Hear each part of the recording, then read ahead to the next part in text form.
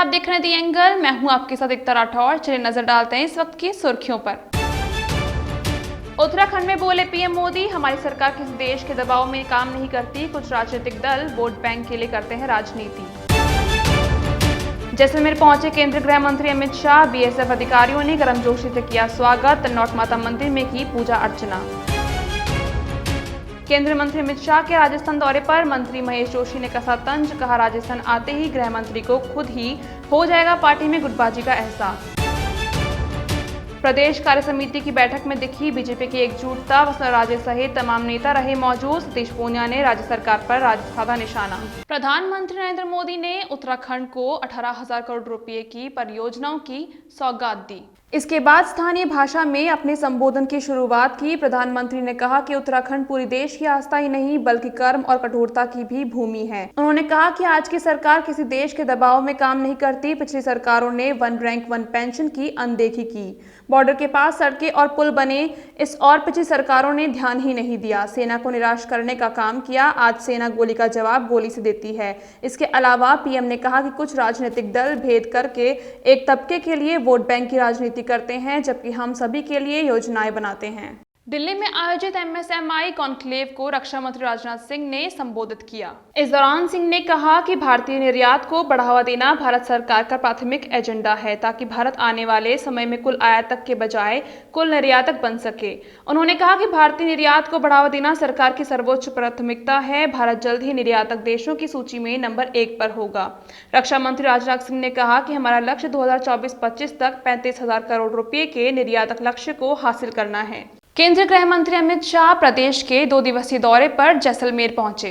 वायुसेना के विशेष विमान से शाह जैसलमेर पहुंचे। यहां बीजेपी कार्यकर्ताओं और बीएसएफ अधिकारियों ने उनका जोरदार स्वागत किया।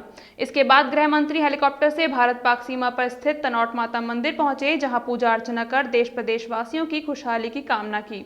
इसके बाद केंद्रीय गृह मंत्री ने रोहिताशा बॉर्डर आउटपोस्ट का दौरा किया और सैनिक सम्मेलन को संबोधित किया। शाह ने रात्रि विश्राम रोहिताशा बॉर्डर आउटपोस्ट पर जवानों के साथ ही किया।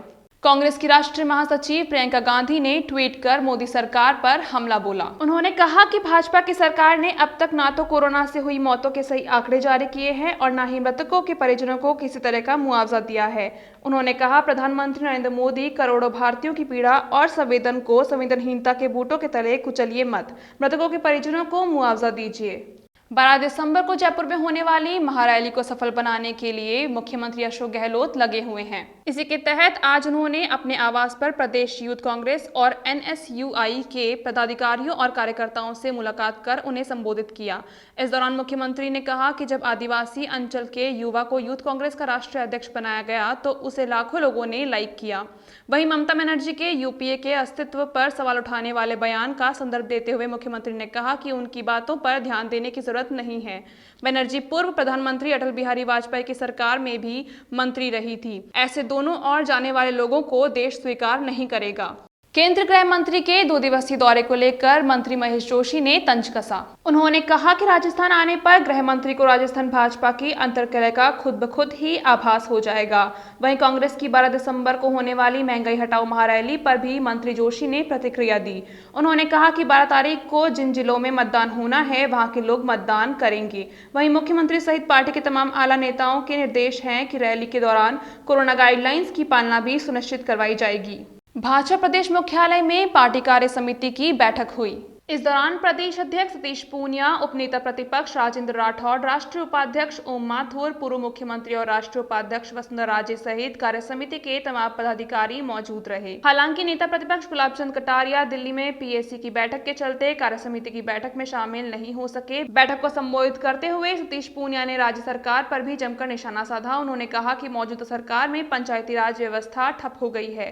वहीं बैठक से पहले पार्टी नेता डॉक्टर किरोड़ी लाल मीणा ने मीडिया से बातचीत में पार्टी की गुटबाजी से इनकार किया। साथ ही कहा कि लोकतंत्र में एक से ज्यादा सीएम के उम्मीदवार तो होते ही हैं। देश भर में रेजिडेंट डॉक्टर्स की हड़ताल से मरीजों को काफी परेशानी हो रही है। इसे देखते हुए जयपुर के एसएमएस अस्पताल में मरीजों की सुविधा के लिए हेल्प डेस्क बनाई गई है। अस्पताल के धन्वंतरी ओपीडी में ये हेल्प डेस्क बनाई गई है। स्वास्थ्य मंत्री प्रसादी लाल मीणा के निर्देश पर यह पहल की गई है। डॉक्टर राजेंद्र बागड़ी को हेल्प डेस्क के नोडल अधिकारी की जिम्मेदारी भी दी गई है। गौरतलब है कि एसएमएस प्रदेश का सबसे बड़ा सरकारी अस्पताल है। यहाँ रोजाना हजारों की संख्या में लोग ओपीडी में आते हैं। इस हेल्प डेस्क के बनाए जाने के बाद यहाँ आने वाले मरीजों को काफी सहूलियत होगी। प्रदेश के पंचायत सहायकों का धरना 42वें दिन भी जारी रहा।